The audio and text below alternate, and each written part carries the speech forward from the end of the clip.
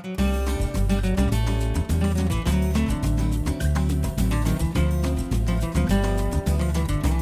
território criativo, ele é arte, ele é cultura, ele é capacitação e formação. E nosso objetivo é realmente chegar a todos os profissionais do Distrito Federal que trabalham no segmento da economia criativa, levando atividades de qualificação profissional em diversas áreas, seja no jurídico, na contabilidade, no administrativo, no empreendedorismo, na formalização do seu negócio cultural. A gente está criando as bases aí para um retorno à normalidade e uma necessidade premente de ter uma profissionalização melhor na ponta. Setores que antes estavam esquecidos, vêm praticando arte, vêm fazendo arte, vêm desenvolvendo atividade nesse campo, mas não tem a profissionalização, a capacitação para obter recursos públicos, para entrar dentro de uma política pública, que esse é o objetivo final do projeto Território Criativo. A edição 2022, ela vem com 3 programas formativos, que a gente está chamando de Jornada Território Criativo, onde todo mundo vai poder acompanhar as lives no canal do YouTube do Território, né, e vem com diversos profissionais em vários temas da economia criativa. O segundo programa, que é a Caravana Território Criativo, onde a gente vai rodar em 8 macro-regiões do DF, levando consultorias especializadas para as regiões administrativas. E o Território Criativo Mais Lab, onde a gente está trazendo cursos e oficinas com um viés muito prático para você se capacitar e melhorar o seu projeto cultural ou o seu negócio cultural. Um projeto sensacional que vai conseguir capacitar, ajudar a democratizar a cultura aqui no Distrito Federal, vai fazer mais de 40 atividades formativas e a ideia é atingir quase 1000 profissionais da cultura. É bom sempre lembrar que cultura é renda, cultura é emprego, cultura e economia criativa vão sempre melhorar a vida de todo mundo. Olá, TC Lovers! Estamos aqui de volta. Passou um tempinho, né? Vocês estão com saudades, tenho certeza. Mas enfim, chegamos à última live do Território Criativo. Tava com saudades, né? Eu tava. Pois é. Hoje a gente vai falar de um assunto muito legal, que é uma potência chamada economia criativa. E a gente, como vocês podem ver pelo nosso cenário, que eu já vou descrever para vocês, a gente não está no Sebrae Lab, nós estamos na Universidade Católica. Viemos até aqui para conversar com o nosso convidado de hoje, mas antes disso quero lembrar para vocês que o Território Criativo é uma ação governamental que é feita para estimular e desenvolver o mundo das artes em Brasília, isso aqui no DF, e tem recursos, lógico, da Secretaria de Cultura e Economia Criativa daqui. E, claro, realização Lente Cultural. Eu estou, como eu disse, né, antes de mais nada, fazer a minha audiodescrição. Eu sou o Gilberto Evangelista, o Giba, como vocês que já são íntimos me conhecem. Eu sou um homem branco, de meia idade, cabelo grisalho, a barba aí mais branca do que o cabelo, mas é bom que dá um estilo, né? Dá uma beleza. Tô aqui com a minha camiseta azul do Território Criativo, escrito bem grande aí, Território Criativo, esse projeto que a gente adora, uma calça jeans clara. Já descrevendo o nosso estúdio, na verdade é uma sala de aula aqui da Universidade Católica, muito bacana, que parece um laboratório onde a gente está num tablado, né? Num esquema de um tablado de madeira. A sala ela é branca e cinza. Nós temos aí, as meninas gostaram muito das luminárias que fazem parte daqui, que são feitas criativamente com lixeiras, tem impressora 3D, é um espaço muito que estimula a criatividade. Então você aí que curtiu a descrição do audiovisual, vem com a gente nessa aventura, porque, como eu disse, aqui a gente está com um convidado muito especial, é o Alexandre Killing.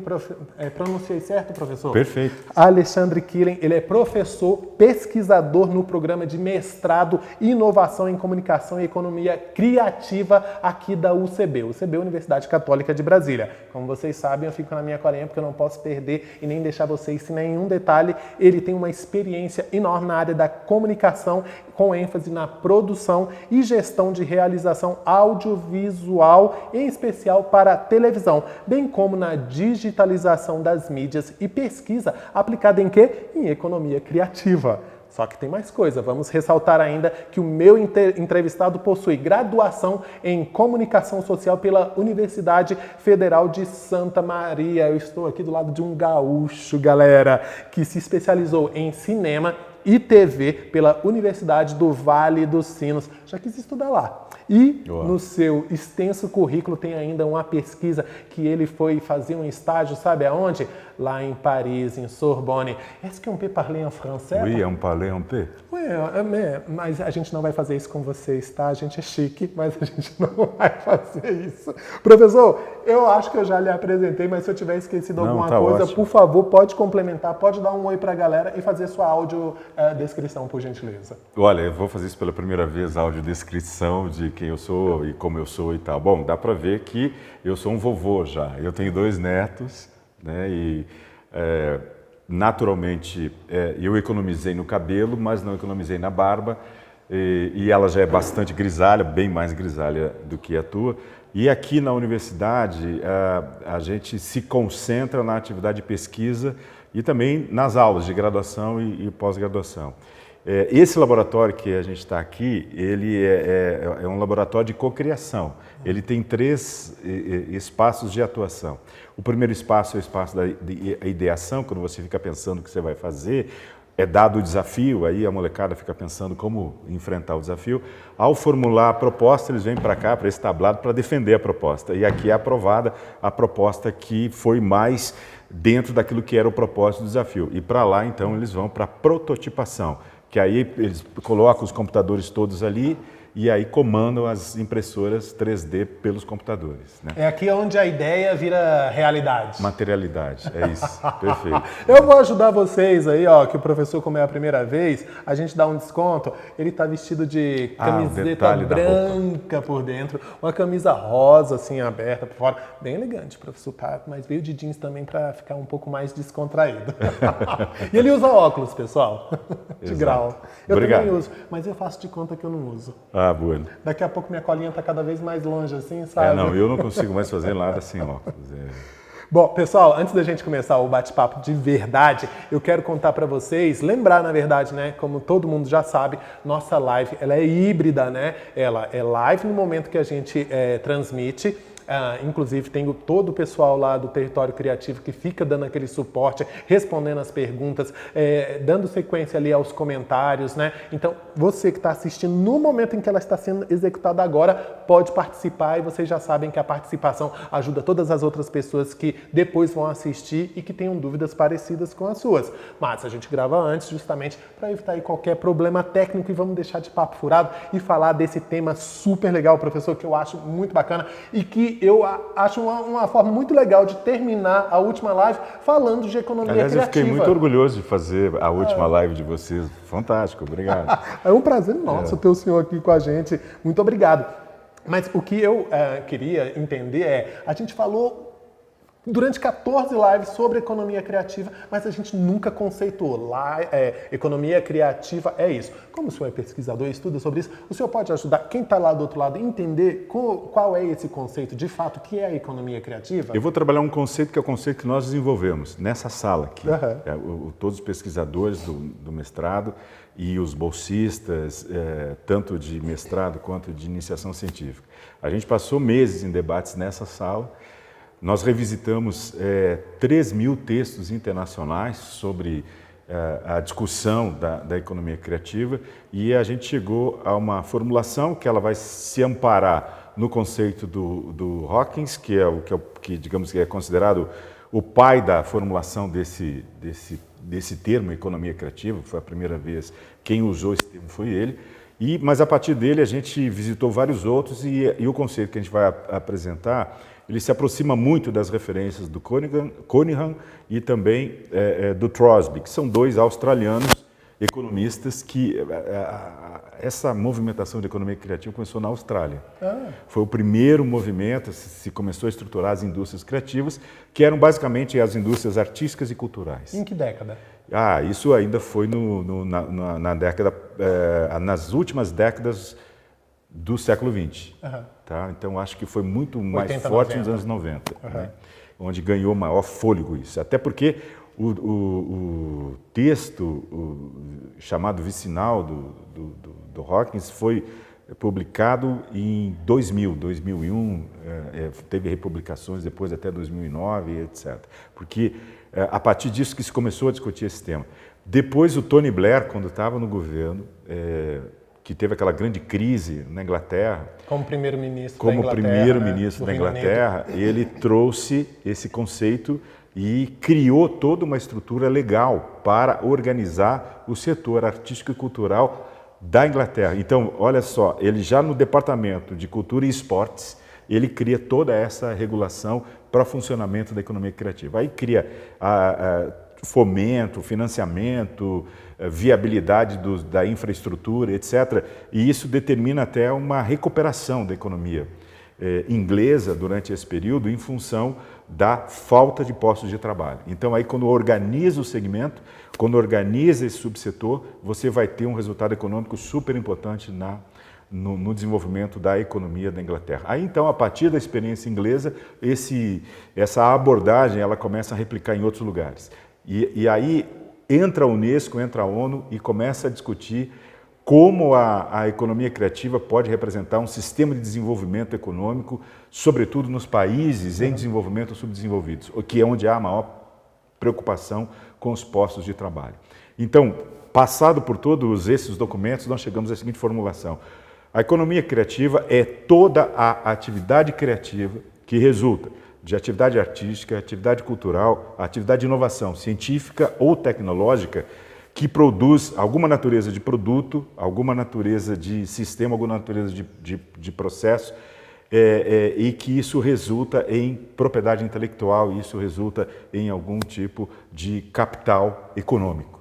Então, isso permite que a gente consiga entender que tem as atividades artísticas que se transformam em atividades econômicas, as atividades culturais com um viés criativo, porque a cultura, às vezes, tem essa confusão, tudo que é cultura é criativo. Não, a cultura tem um conceito antropológico que diz respeito, né, a todas as ações humanas dentro de determinado grupo civilizatório, né? Agora, dessas referências culturais, aquelas que se transformam em atividade criativa, então é aí que você vai ter essas atividades culturais criativas, aí você vai ter as atividades de inovação, aí você vai dizer, todo software é criativo? Não, necessariamente. Sim. Mas há boa parcela de softwares que envolve processos criativos. Uhum. Por exemplo, quem é que faz o front-end de um software? É um designer, é um artista. Todo o desenvolvimento, os jogos, por exemplo, é um software. Mas o que tem por trás do desenvolvimento de um jogo? Você tem o designer e você tem também vários artistas, o cara que cria os personagens, o cara que faz a animação. Tem um conjunto de coisas que envolve a produção de um jogo que não é tão somente a arquitetura do software ou todas as possibilidades que você tem lá quando está fazendo o código-fonte. Então, quando a gente fala que software é criativo, a gente está falando que não é apenas o código-fonte em si, mas é tudo aquilo que o software mobiliza hoje. Uhum. É tudo aquilo que ele precisa hoje para acontecer. E também, se a gente pensar que, do ponto de vista da inovação, quer dizer, tinha um problema, houve a necessidade de um processo criativo para o cara dar a solução para esse problema por meio de um software, é óbvio que essa atividade também foi criativa. Então, nisso você tem uma visão de que o que é economia criativa é toda atividade criativa que envolve atividade artística, que envolve atividade cultural, que envolve atividade de inovação científica ou tecnológica. Por exemplo, quando você encontrou soluções importantes na área de biotecnologia para o Covid. Uhum. Vai dizer que isso saiu assim? E o que eu acho interessante no que o senhor está falando é porque acaba quebrando aquele estigma, né, ou aquele paradigma, vamos assim dizer, de que criatividade está relacionada somente ao artista, né? Aquele que faz uma música, uma peça, um artesanato, não sei o quê. Porque, inclusive, essa é a minha seguinte pergunta. Uma atividade econômica, ela é composta pelos agentes, né? E aí, no nosso caso, são os agentes criativos, né? Eu queria que o senhor explicasse. Porque, vamos lá, o processo econômico, ele envolve sistema de produção, circulação e consumo. Uhum. O que é a economia? É a organização de um sistema de produção, em que por meio dessa organização você vai gerar bens e esses bens vão ter algum tipo de valor. A discussão mais centrada aí, que você traz agora, é que a gente, às vezes, do ponto de vista teórico, fica muito refém das abordagens da Escola de Frankfurt, da chamada indústria cultural, quando ela formulou lá... Benjamin Habermas, né, e toda a Escola de Frankfurt, mas aí a gente vai lembrar, né, daquele conceito matricial da indústria cultural, que determinava assim de que a arte estava submetida a um sistema mercantil, né, que essa era a principal discussão, ou que então que toda a produção intelectual estava sujeita a um sistema mercantil e tal. É uma discussão que ela, na tentativa de criar, né, uma visão hegemônica, na tentativa de criar um controle do imaginário, uma série de referências que vão sendo trazidas e tirar a capacidade crítica, tirar a capacidade de contradição da arte, da cultura, etc. Não dá para ignorar, porque a gente teve a experiência no século XX de que alguns dos pressupostos levantados pela Escola de Frankfurt realmente aconteceram. A gente teve os meios de comunicação de massa construindo uma visão hegemônica, a gente teve uma série de referências aí nesse sentido. Não dá para ignorar essa discussão, mas ao mesmo tempo ela não é absoluta em si. E por ela não ser absoluta em si, que a gente tem que fazer esse deslocamento e essa compreensão da própria dinâmica social. Porque se eu não consigo entender uma dinâmica social, se eu não consigo entender uma dinâmica econômica, não adianta eu ficar no meu lugar de fala, simplesmente apontando um aspecto que é um aspecto que tem que ter atenção, mas ele não é absoluto naquilo que determina aquele fenômeno. E aí a gente vai ter depois estudos culturais que vão contrapor algumas questões e trazer essa abordagem numa visão um pouquinho mais alargada. Então, quem são os tais dos agentes? Isso é isso que eu ia falar. Já ia cortar o senhor e ia falar bem assim, professor. Então, mas quem são os tais dos agentes? Mas é que você levantou uma bola, resolve aquela bola, corta aquela bola, agora volta para cá, para a questão central. Só porque eu estou preocupado, sabe por quê? Com a tia Maria que está assistindo. Porque ela está dizendo para cortar. Não aquela tia Maria atrás da câmera. Falando dessa aqui. Eu estou falando dessa daqui então, que está assistindo a gente, porque a gente tem muitas pessoas assim, que fazem parte mesmo assim da... Mas eu sabe o que eu sempre disse, como jornalista lá atrás? Que a tia Maria também sabe. Ela sabe. A gente tem essa mania de achar que a tia Maria não sabe, a tia Maria sabe. Não, mas eu tenho certeza que a tia Maria não E ela vai curtir saber disso, que teve uns louquinhos lá atrás que disseram que já pensou quando a tia Maria virar assim, mandar um zap para a amiga dela? Hoje eu estava ouvindo falar da Escola de Frankfurt, da indústria cultural, que ia ser lá os endiabrados meios de comunicação, que iam dominar a cabeça, etc, etc. Conte de uma vez por todas quem são os agentes. Mas a gente precisa fazer uma justiça. O conceito de indústria cultural é do Adorno Horkheimer, que eu acabei esquecendo no bloco anterior. Vamos para os agentes. Mas tá tudo junto, ele era da mesma escola. Era a mesma escola de Frankfurt. Ele era da Católica, lá da Alemanha. Não era da Católica. Gente, os agentes são pessoas físicas e jurídicas que se envolvem nesse sistema de produção, circulação e consumo. Então a gente vai ter empresas e a gente vai ter pessoas individuais se envolvendo nesse processo. Vamos lá, artesanato. Todo artesão, em geral, ele não tem empresa. É uma pessoa individual atuando nesse segmento. E é um segmento super importante. Em todas as regiões administrativas do Distrito Federal, a gente tem atividade de artesanato. E tem algumas que têm alguns núcleos importantes de atividade de artesanato. Então, em geral, eles não têm. Aqueles que vão para um processo de profissionalização maior são MEI até. Eles são pessoa individual, pessoa jurídica individual. Mas, nos sistemas mais estruturados, tem empresas, e são várias empresas. Sim. Então, por isso que a gente fala em agência, porque para você, vamos lá, desenvolver uma peça de teatro, desenvolver um evento, um show, etc., são várias empresas que se envolvem, tem uma empresa âncora, mas você precisa de várias outras. Você precisa da empresa que começa com a armação do palco, da empresa que vai cuidar do sistema elétrico, da empresa que vai cuidar do sistema de som, da empresa que vai cuidar do sistema de segurança, da empresa que vai cuidar do sistema de venda de ingressos, da empresa que vai cuidar do sistema de alimentação, porque não é uma coisa simples. E tem aquela outra que vai cuidar da questão sanitária. E lembrando que essa empresa pode ser uma pessoa, né? Como se eu disse, em geral, MEI, pode né? ser um MEI. Por exemplo, porque na peça de teatro pode ser uma tiazinha que foi lá levar, ela tem uma pequena empresa de buffet, que ela vai participar e tal. Então, por exemplo, aí você cria um sistema ali de espaço de alimentação e a pessoa que está lá, às vezes, é um MEI. É alguém que faz a coxinha, alguém que faz um tipo de salgadinho, suco, café. alguma coisa assim. Ou mesmo café e tal. E claro, aquelas que vão levar álcool são mais estruturadas, né? Porque aí precisa ter um sistema Essas aí eu gosto bastante delas.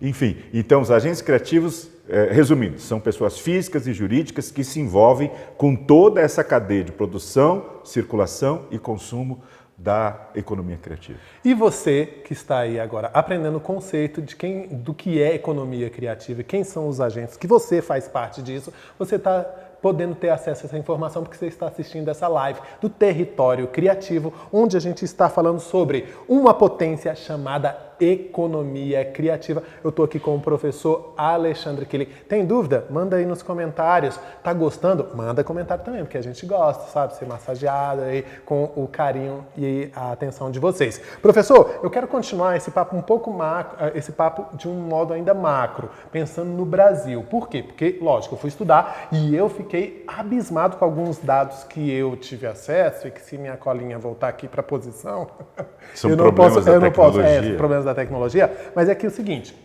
no Brasil, em 2020, a economia cultural e das indústrias criativas, elas movimentaram mais de 230 bilhões de reais. Gente, isso é 3,11% do PIB brasileiro. O PIB é brasileiro. Do PIB. Porém, veja só, o setor automobilístico, o setor de automóveis, automotivo, ele somou somente 2,1 das riquezas, enquanto a construção civil, 4,6. Professor, eu acho que diante desses números, a gente pode dizer que o tema dessa live não tinha como ser mais perfeito, né? A economia criativa é uma potência. Não tenho a menor dúvida. Até a gente acabou de entregar um relatório tanto para o setor público quanto para o setor empresarial, na Câmara de Economia Criativa da FEComércio, que mostra exatamente esta potência. Então, quando a gente separar por estados, ou no nosso caso aqui, Distrito Federal, você vai ver que Rio e São Paulo já chegam perto dos 4 pontos de participação no PIB da economia criativa. No Distrito Federal, nós estamos em 3,5% do PIB. Bem mais do que a construção civil. A gente está gerando hoje em torno de 9,5 bilhões de reais por ano em termos de produção de riqueza. E uma arrecadação de impostos, uma contribuição com a arrecadação de impostos que chega na órbita de 1,5 bilhão de reais. Sim. Então não é pouca coisa. Ao todo aqui nós somos mais de 90 mil agentes criativos no Distrito Federal. Então imagina o que é potência isso, e a gente está falando sem uma estruturação sistêmica. A partir do momento que tanto o setor público quanto o setor privado perceberem que se organizar sistemicamente isso através de arranjos produtivos em alguma região e algum tipo de domínio criativo, e cluster nesses domínios mais complexos, como o caso do evento, como o caso do turismo, você vai ter uma alavancagem da economia num período de tempo muito curto. Então, assim, à medida em que houver a percepção dessa potência e essa percepção se transformar em ação, muito rapidamente muda a matriz econômica do Distrito Federal, que hoje está ancorada na dependência muito da matriz do serviço público, etc., e quando eu estou falando da matriz econômica, eu não estou falando só da produção de riqueza, estou falando da empregabilidade, do espaço de trabalho, das oportunidades de trabalho, e a gente resolve muito rapidamente a questão da falta de postos de trabalho no Distrito Federal. Não, e eu quero falar um pouco melhor sobre o Distrito Federal, mas o que eu estava pensando assim no questão do Brasil é porque, como a gente vem falando, né, do conceito da economia criativa, dos agentes, tem tanta gente que não se sente parte, né? Tem tanta gente que acha que está lá dentro, que faz parte, que está fazendo esses bilhões, esse PIB estourar, e que não entende que está lá dentro, né? Até mesmo porque quando eu estudei para conversar com o senhor, na recomendação de texto que o senhor me deu, eu achei muito legal essa coisa que mostra que são círculos, né? Que a economia criativa, ela funciona como se ela estivesse em círculos. E eu acho que isso é muito legal o senhor contar adiantar para quem está nos assistindo ali, porque vai ajudar a entender que você faz parte sim. Comenta isso, por gentileza. Olha só, aí a gente foi beber lá na fonte do Trosby, que o Trosby vai falar, ele faz essa primeira configuração dos círculos, né? Sim. Só que ele vai trabalhar com a perspectiva desses círculos concêntricos. Mas a ideia de embrião e do embrião para expansão, então de núcleo principal, que ele vai chamar, que é o núcleo artístico, onde você tem lá o sujeito artista movendo ou buscando artefatos mais simples que ele consegue manusear, que ele consegue trabalhar para produzir, né, a sua atividade criativa. E aí a gente vai ter o caso do pintor, a gente vai ter o caso do escritor, a gente vai ter o caso das artes performáticas, que é o dançarino, etc. E vai ter a música e o artesanato. Então, vai ter esse grupo que são as atividades que a gente chama de primárias, porque elas nascem dessa capacidade de criação a partir da expressão artística, né? Seja pela escrita, seja pelas artes plásticas, seja pela arte da música, do corpo, seja pela atividade manual do desenvolvimento de artefatos a partir do artesanato. Então você sai dessa atividade primária para uma segunda atividade um pouco mais complexa, que aí sim são as indústrias culturais. Que aí você vai pegar as atividades artísticas que elas vão estar vinculadas às atividades, às características culturais de cada civilização. E aí então você vai sair do cara que era músico para uma indústria fonográfica. Tu vai sair do cara que era pintor, do cara que era pro galerista. Você vai sair do músico, do escritor para o audiovisual, para outras coisas mais complexas. Para produtora de vídeo, enfim. E aí você vai começando a trabalhar com processo, aliás, desculpe, para a indústria, nessa fase ainda, para a indústria editorial. O audiovisual ainda é um pouco mais complexo, vai para a terceira... Que é o terceiro círculo. Para o terceiro ciclo. E o terceiro ciclo, aí são as indústrias culturais propriamente. Complexas. Que aí, para o cara chegar no resultado da obra dele, ele precisa mexer com um conjunto de atores bem maior do que aqueles que estão diretamente envolvidos com o processo criativo primário. Então, no audiovisual, o cara vai precisar de toda uma estrutura de produção, ele vai precisar de cenografia, ele vai precisar de estrutura de iluminação, ele vai precisar de staff, de apoio para aquele conjunto de traquitanas que são mobilizadas na realização de um filme, por exemplo.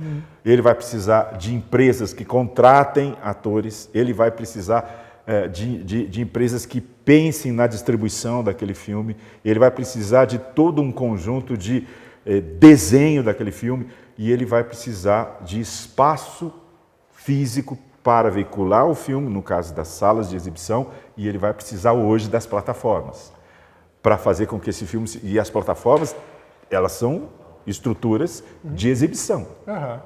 A obra, ela é a obra, mas a obra só vai existir a partir do momento que ela for exibida. Então, nas indústrias culturais, você não pode ignorar o distribuidor, você não pode ignorar as plataformas, porque elas fazem parte desse processo. Agora, o que eu achei mais engraçado é que o quarto círculo é formado pelo esporte e lazer. Por que a gente coloca o esporte e o lazer dentro da economia criativa? Sensacional. Vamos lá. O esporte, enquanto esporte, é uma atividade que tem as suas características, né?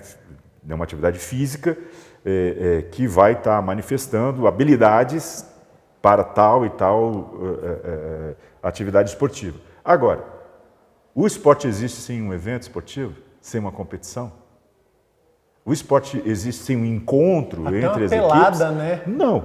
Para acontecer isso, não tem algumas normatizações, como, por exemplo, o uniforme? O juiz, o campo. Então, quem é que desenha, por exemplo, um campo de futebol? Um arquiteto.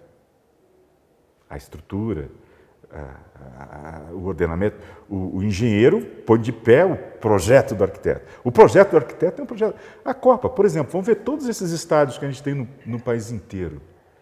A Olimpíada, aquele complexo que foi desenvolvido lá no Rio de Janeiro, havia toda uma atividade de design e arquiteto por trás daquela... Os shows que abriram, que fecharam o evento. Então, e o uniforme? Quem é que faz o uniforme? E a bola, né? É a Toda moda, colorida a lá. bola, é a moda. É a moda que cria Designer, né? o envolvido designer na de bola. moda e tal. Então você tem todo um grupo que precisa ser mobilizado para que um evento esportivo seja bem sucedido.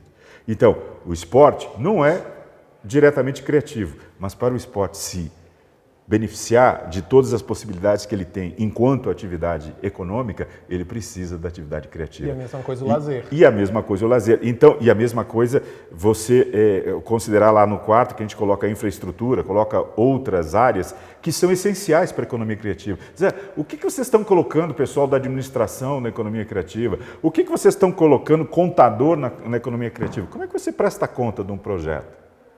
Como é que você estrutura um projeto? Precisa criatividade até, né, para fazer as então contas. você precisa pegar o administrador e dizer, cá, me ajuda aqui exatamente por isso, porque é um modelo de atividade e de negócio diferente de qualquer outro modelo de negócio.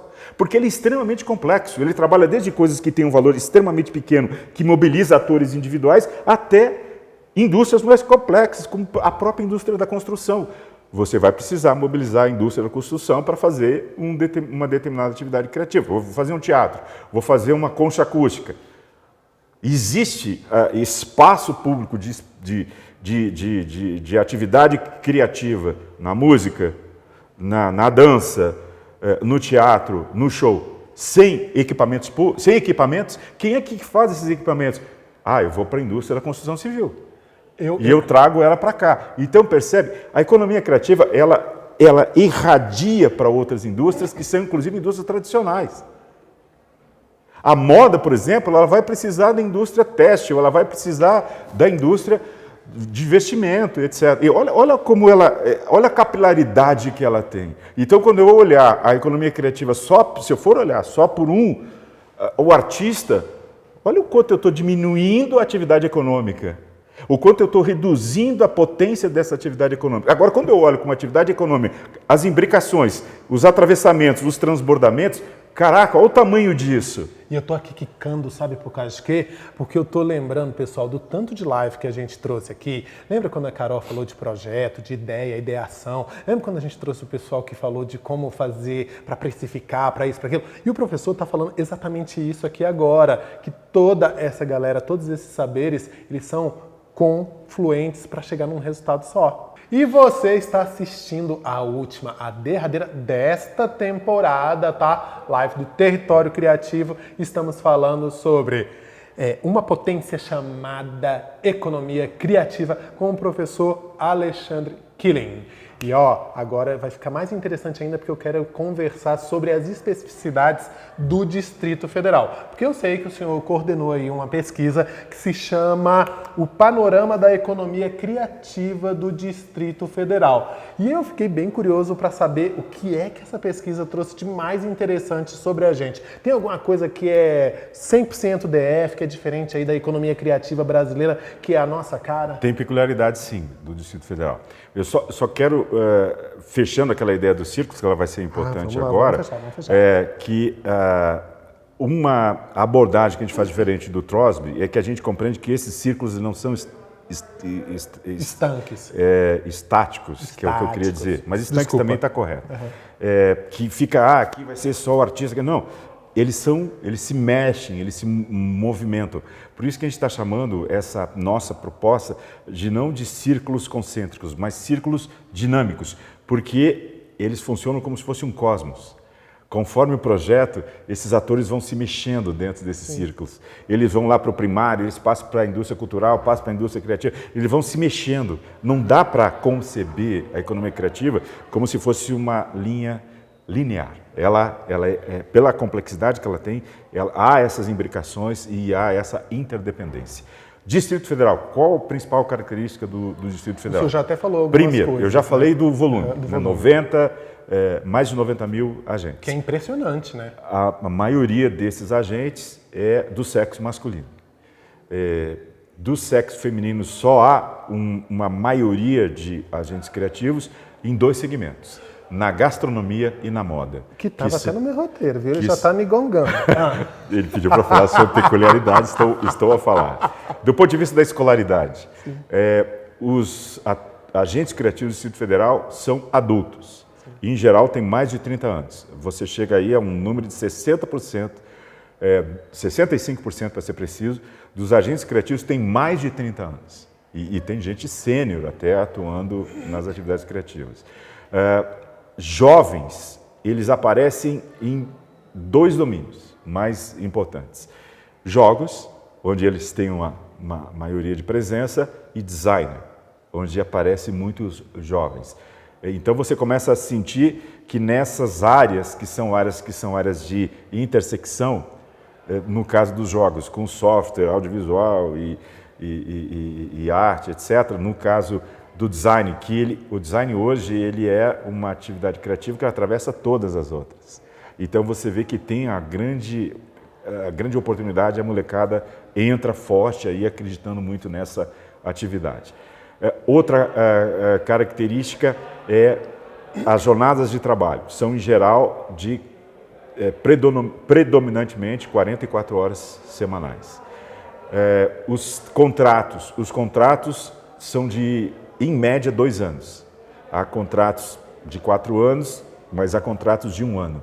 Mas você tem uma concentração de contratos de 2 anos, o que significa, mais uma vez, a razão por que é dinâmico. Porque você não pega, por exemplo, no sistema econômico anterior ou formal, você pega histórias de 10 anos, 25 anos, 30 anos, numa mesma estrutura empresarial. Na economia criativa não é assim. Você vê os agentes se mexendo e os contratos variando aí de 1 a 4 anos, a maioria deles de 2 anos. Ou seja, ela é muito vinculada e ela se estrutura a partir de projetos. E o que é mais produzido aqui? Isso também estava onde está concentrado? Sim. Quais são, dentro desses círculos, qual o círculo que tem maior concentração de atividade? As indústrias criativas complexas, que são o audiovisual, o software, o turismo, a gastronomia, a moda, eventos. Nossa, pois eu jurava que aqui a gente talvez estivesse no primeiro círculo, que é aquele lá do artista, mas do o artista está operando aqui. Ele tá Lembra junto. disso? Porque é parte de lá. Então lá você vai ter algumas atividades mais nucleares. Mas se você acreditar que é só lá, não, esse cara de lá já está aqui. Ele começou lá, mas ele já está aqui no terceiro ciclo. Essa é, na minha compreensão, a maior contribuição que a gente pode dar para a compreensão da economia criativa. Ela não é estanque, o cara não entra numa atividade primária e fica nela até morrer. Não, ele se desloca, porque daqui a pouco ele chegou num nível de atividade que não, esse cara tem que vir aqui para essa indústria cultural, esse cara tem que vir aqui para a indústria criativa, porque o talento dele, o percurso da atividade dele faz parte daquilo que está sendo demandado, daquilo que está sendo produzido, daquilo que está sendo consumido nessa atividade criativa mais complexa. Então ela não tem caixinha. Isso, a atividade criativa não tem caixinha. Ela rompe com esse conceito de indústria que a gente sempre teve. Ela entra nesse conceito pós-industrial, que é exatamente esses arranjos que vão acontecendo. Por isso que quando você vê os coletivos, eles funcionam na economia criativa. Quando você vê trabalhos de cooperativa, eles funcionam na economia criativa. Quando você vê hubs, eles funcionam na economia criativa. Por isso que o arranjo produtivo, ele tende a funcionar melhor na economia criativa que outras economias. Porque a economia criativa ela não é estática, ela se mexe, ela se adapta. Vamos pegar o exemplo do audiovisual. O audiovisual ele vivia de um sistema de distribuição das salas de exibição controlada pelos grandes players internacionais, que eram, em geral, centralizados nos Estados Unidos. O que você tem hoje com as plataformas? Um outro sistema total, de descentralização. Né? Uma outra forma. Eles estão tentando retomar aquele controle? Sim, mas já tem vários atores, então tem mais de um agente, já não é mais tão fácil exercer aquele controle que a indústria audiovisual, sobretudo a indústria de Hollywood, exerceu sobre o processo da produção audiovisual. Então, percebe? Isso é economia criativa. A economia criativa se organiza dentro dessa lógica pós-industrial. Ela não tem limite. E ela é democrática e inclusiva, né? Porque e ela se adapta. Se adapta. E se você está entendendo, uma andorinha só não faz verão neste caso, Esse é o grande recado. você só consegue lá se você ficar no seu ateliê sozinho fazendo isso. Mas se você ficar no seu ateliê sozinho fazendo isso, você não é descoberto por toda essa estrutura mais complexa. Então você vai ter que pegar o seu quadrinho, botar embaixo do braço e ir procurar e mostrar ou levar os caras para conhecer. E daqui a pouco você vai perceber que você pode trazer mais gente para trabalhar no seu ateliê. Você pode se associar com quem desenvolve a tinta, você pode se associar com quem desenvolve o tecido, com vários outros artefatos que são necessários para o desenvolvimento das artes plásticas, por exemplo. E isso se expande para todo tipo de produção artística que a gente pode imaginar. Então, percebe, ela tem essa capilaridade, ela tem essa relação de interdependência. Por isso, a sua frase é perfeita, uma andorinha sozinha não faz verão. Economia criativa não existe sem interdependência. Ela é a interdependência. Ela precisa do coletivo, ela precisa somar competências, ela precisa somar talentos. Ela vive do conjunto. Ela é prolífica, né?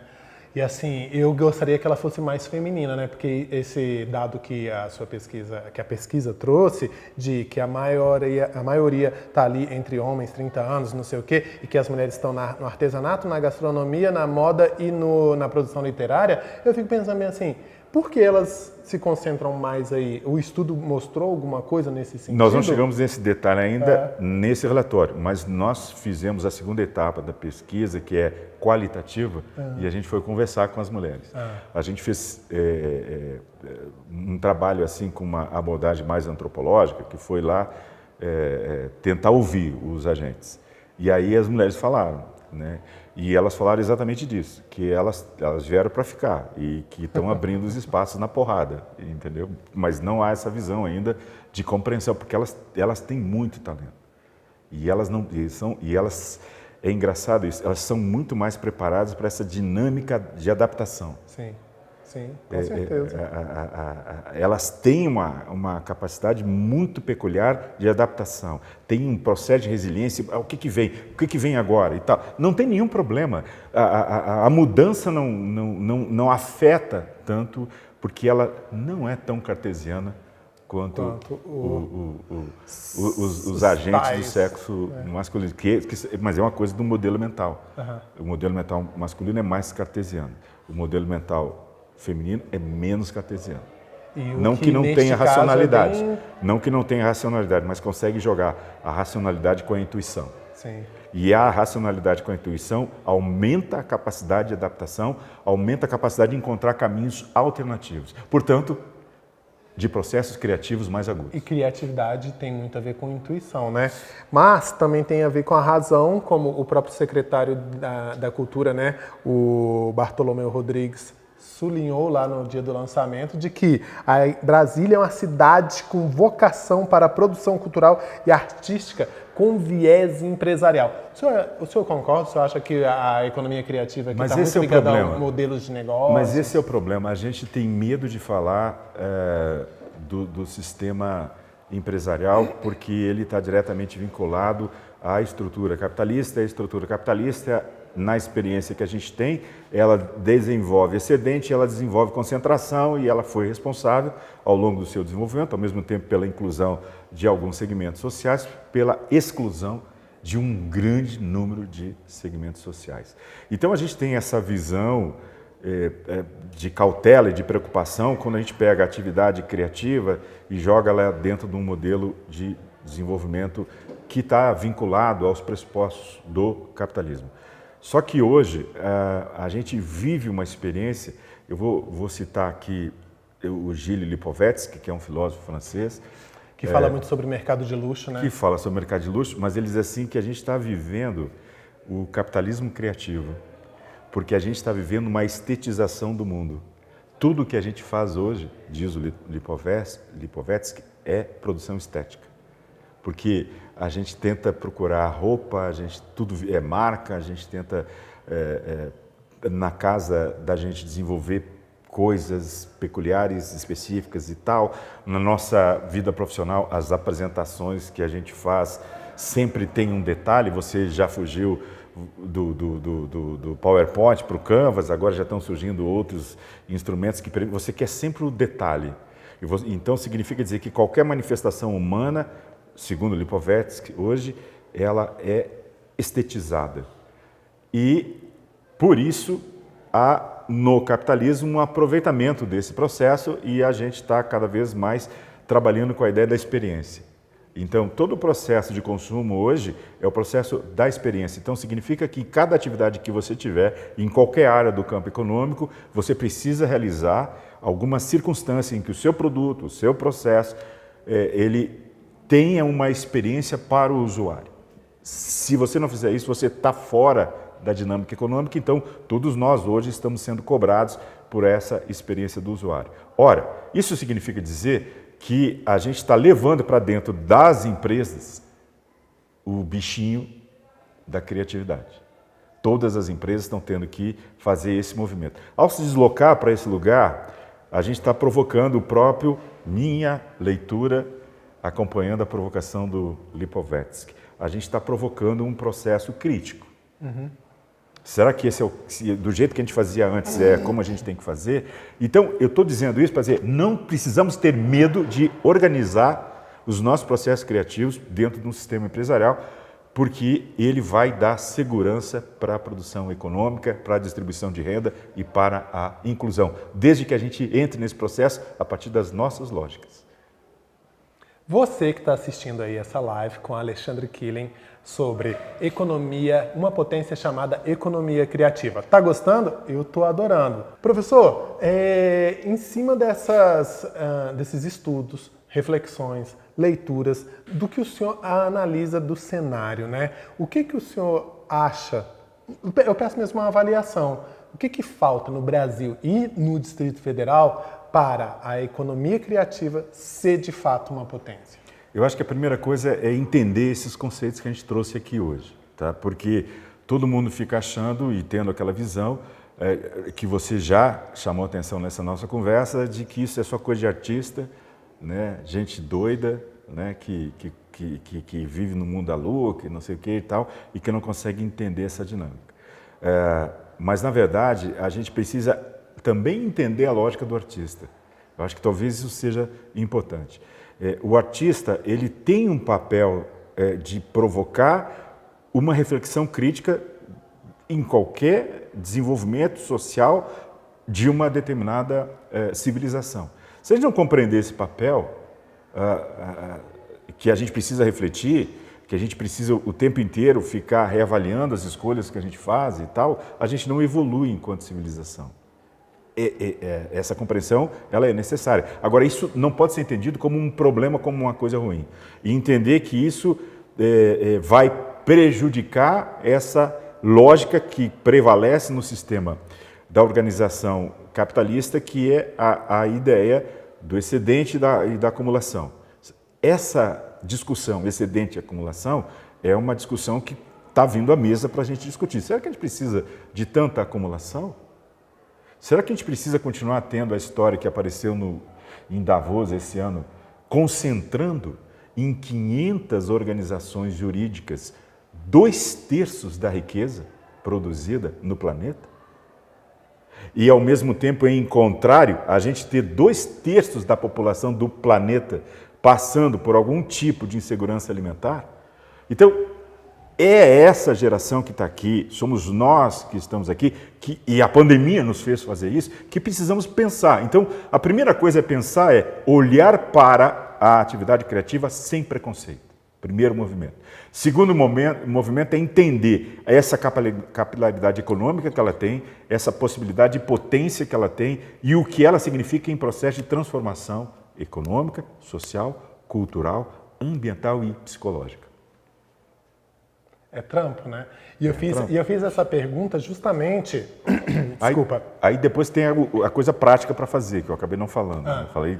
Não, o senhor vai poder falar. Porque o que eu quero somente acentuar é o seguinte. Eu fiz essa pergunta porque se a gente é uma potência, se a gente tem essas marcas no PIB tão impressionantes, nacionais e locais, por que a economia criativa continua não sendo tratada como prioridade? Porque esses números não eram de conhecimento antes. E essa era a grande discussão, né? A grande discussão do setor público e do setor privado é, ok, eu te libero para te fazer o teu projeto e tal. O que tu me entregas? Qual é o retorno? A gente não conseguia fazer isso. E isso é o que a gente está tentando fazer junto com o governo do Distrito Federal, junto com a FEComércio, é mostrar quais são os indicadores que vão dar segurança para saber, cada R$1 que você colocar, o que ele traz de retorno para você. Que é a velha história do carnaval. Todo mundo pergunta, por que gastar com carnaval? Olha só, não traz retorno nenhum. Mas quando você olha o carnaval a partir dessa lógica que a gente está trazendo aqui de economia criativa, caraca, olha quanto recurso teve para o pipoqueiro, para a doceira, para uma série de outras atividades que entram, só estão, e só acontece porque teve o desfile de carnaval, porque tive aquele evento. Então, quando você olha esse lugar de atividade econômica a partir dessa complexidade, opa, é diferente. Você começa a olhar diferente. O empresário começa a enxergar ali perspectiva de retorno. E consegue perceber ali, porque o empresário também começa a trabalhar. Primeiro foi lá atrás, a partir da responsabilidade social, hoje é a partir da responsabilidade ESG, essa ideia de governança, etc.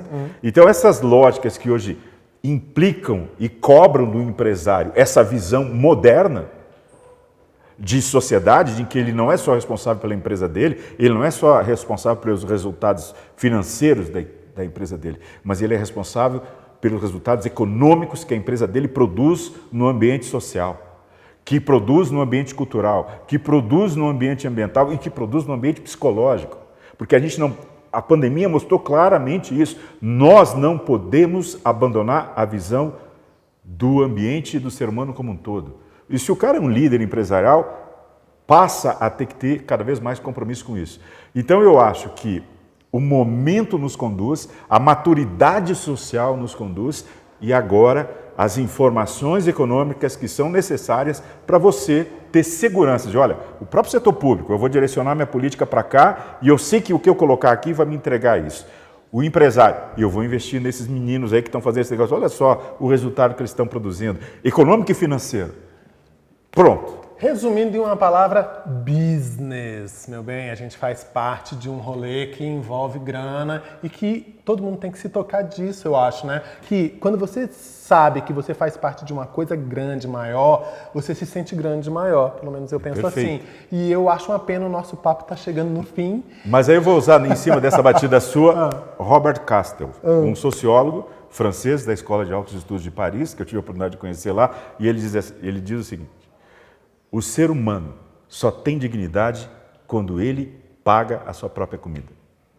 É por aí. Então, quando a gente está falando de tudo isso, business, negócio e tal, não. Nós estamos falando de dar direito a cada ser que habita o planeta, no nosso caso aqui o Distrito Federal, de ter dignidade.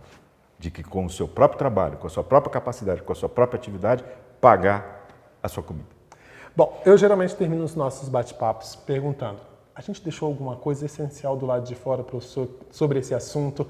Que sempre tem, mas aquela última palavra que o senhor vai olhar ali, ó, no coração, eu sempre falo da tia Maria, falar para o pessoal que está vendo ali, tipo, ó, só não esquece isso. Eu acho assim, a gente tem toda a oportunidade de pegar um na mão do outro e enxergar claramente essa meta, essa perspectiva e botar para quebrar. Eu tenho uma... acho que a gente é mobilizado sempre por uma motivação, por um propósito, por um sonho.